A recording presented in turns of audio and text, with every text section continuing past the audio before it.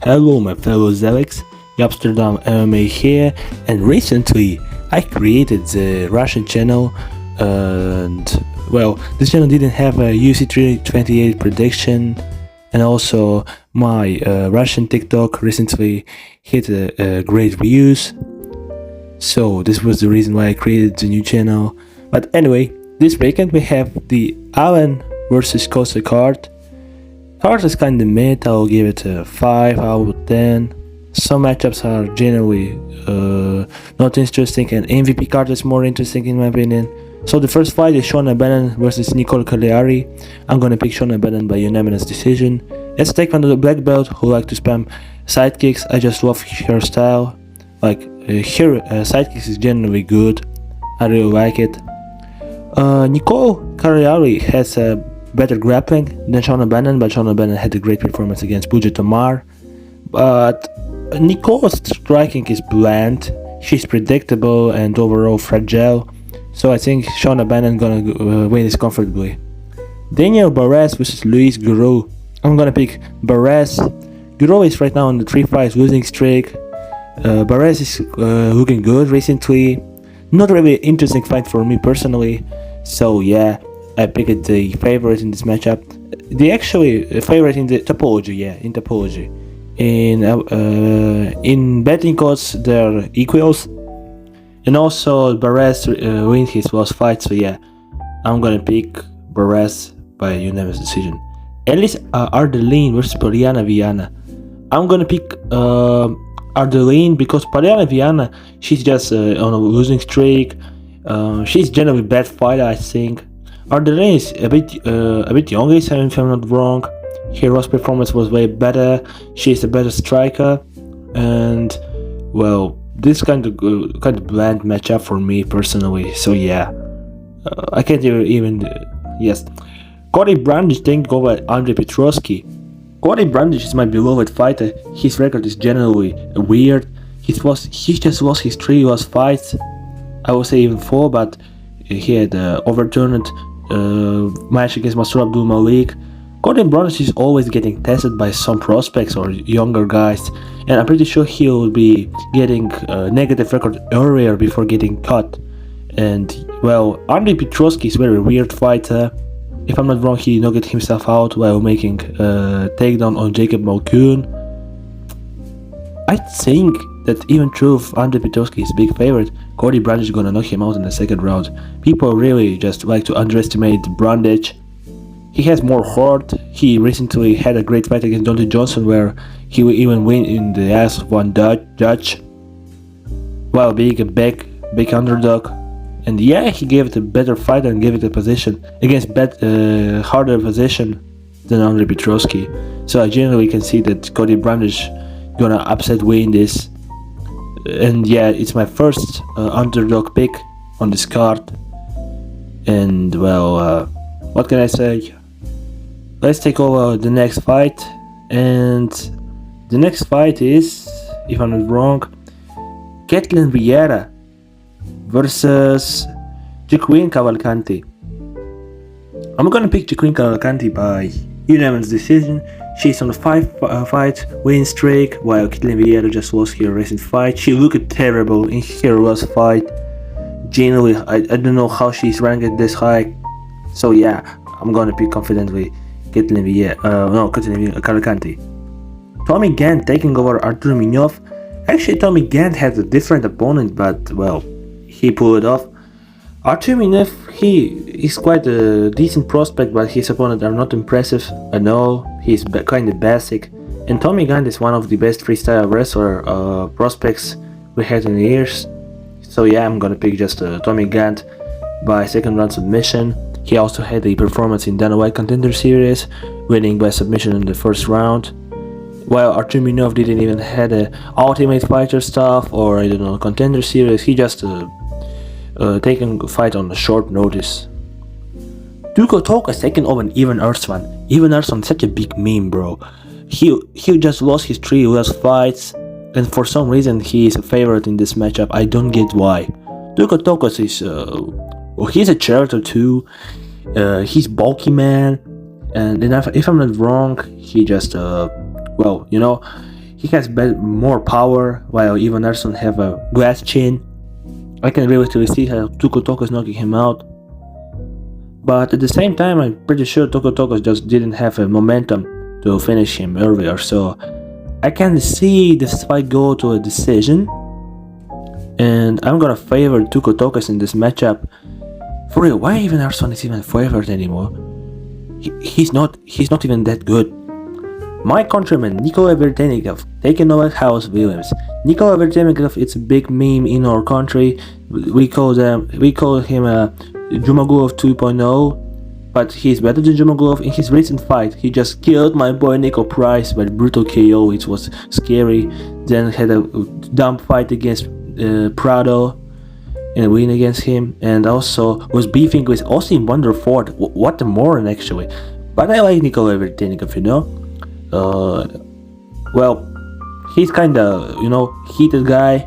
Chaos Villains just lost his last two fights to Gabriel Bonfim and, oh my god, the biggest prospect, Andreas Gustafsson, who just lost in 1 minute against Fakhretdinov, and also Daniil Donchenko gonna beat Andreas Gustafsson's ass. House Villains had a win against whose name was I just forgot. Fuck. But he also had to split decision against Randy Brown, and I think House Villains had a better opposition than Vertenikov. Like, Vertenikov lost to Danny Barlow, who isn't even in the UFC anymore. Dumb fight against Wonderford. Quite decent fight against Soriano, but also he take the Michael Morales to decision, so I think it's kind of impressive. I think I'm gonna pick Nikola Vertenikov by unanimous decision. Both of this guy can't finish fights. Finishing Nico Price is not a big achievement, especially. Well, yeah, I'm gonna pick Nikola Vertenikov.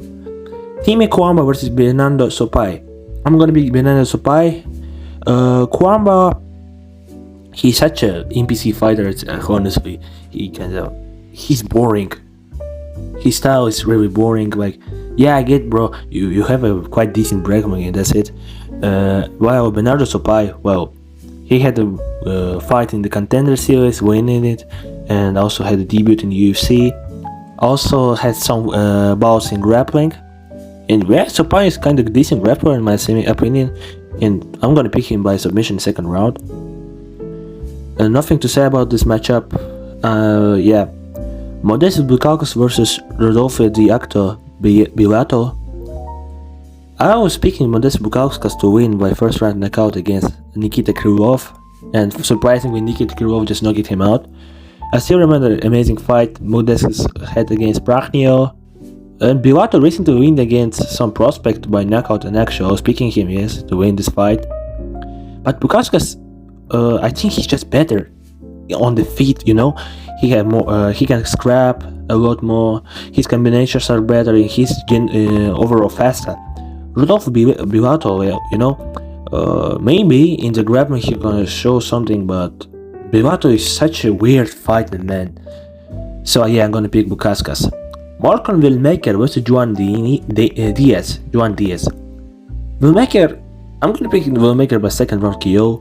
Well, I know that Wilmaker was a foul checked against Ethan Ewing. I don't think he was a foul check actually. Ethan Ewing is actually a great fighter, and Wilmaker actually that almost knocked him out with a great hook. And also he knocked the shit out of the Chris Montinho, but I don't want to count that. Chris Montinho is a bomb. Juan Diaz, like, he had like one win in the UFC. He's not even he's not in the level of the guys like Ewing, you know. So I don't even want to debate this really bland fight. Also, Juan Diaz had a quite great run on the regional scene, but that's basically it. So yeah, I'm gonna pick Malcolm Wilmaker by second round KO confidently. And well, Ewing fight didn't make a bad look for him. Du Ho Choi versus Daniel Santos. Du Ho Choi was the lost twin of Jeremy Stevens in MMA for some reason, but he also had, if I'm not wrong, Du Ho Choi and Cap Swanson was once on the one card, and both of them they get that KO win. It was impressive. Choi still have heavy hands, still has a great stand-up, but Daniel Santos' last performance was impressive against Justin Yu. Maybe because Justin Yu was showboarding while fighting instead of fighting, but Daniel Santos has heavier hands, he's faster, younger, well, that's hungry prospect. Yeah, I think that Daniel Santos is actually prospect. I can easily see that, Daniel Santos just knocking him out. I just don't see that Duho Choi is gonna make a competition to him. And the main event, Arnold Allen versus Milton Costa. If the matchup looks winnable for Arnold Allen, he probably gonna lose it. In his first fight, Milton Costa just knocked it out. Denige, it was scary. And then Milton Costa had a great kicks, great BJJ. Arnold Allen has a great postal man overall boxing. I think he's gonna outstrike the Milton Costa on the feet. But in the grappling guy, it would be more competitive. Arnold Allen is such a guy, his first fight against John Silva was fucking circus. It was entertaining, high level fight, but it was so weird. Like they were tackling each other, and John Silva was surfing on the shoulders of Arnold Allen. Very bad look for Arnold. I think that maybe Costa can catch him with some high kick or spinning shit, but Arnold Allen is quite experienced, so I think that Arnold Allen gonna win either by knockout, late knockout in the 4 and 5 round, or by unanimous decision. He's favored for a reason, I think. Milton Costa is just on a huge 6-fight winning streak, but Arnold Allen is way better than everyone he's fought before. Well, that's it. That was a prediction for this card. What can I say? If I'm gonna pick this card just as good as I picked at the UFC 328, Jimmy vs. Strickland, me and my friend are actually gonna bet some money on UFC Macau card, especially on the Cameron Smotherman vs. Kaya Sakura fight, because, Kaya Sakura got no fucking grappling. Yeah. Don't bet money, guys. We're doing it only because we're dumb guys. So if you like this video, like and subscribe, share the comments, and have a great night or day. Goodbye and love on Gezelling.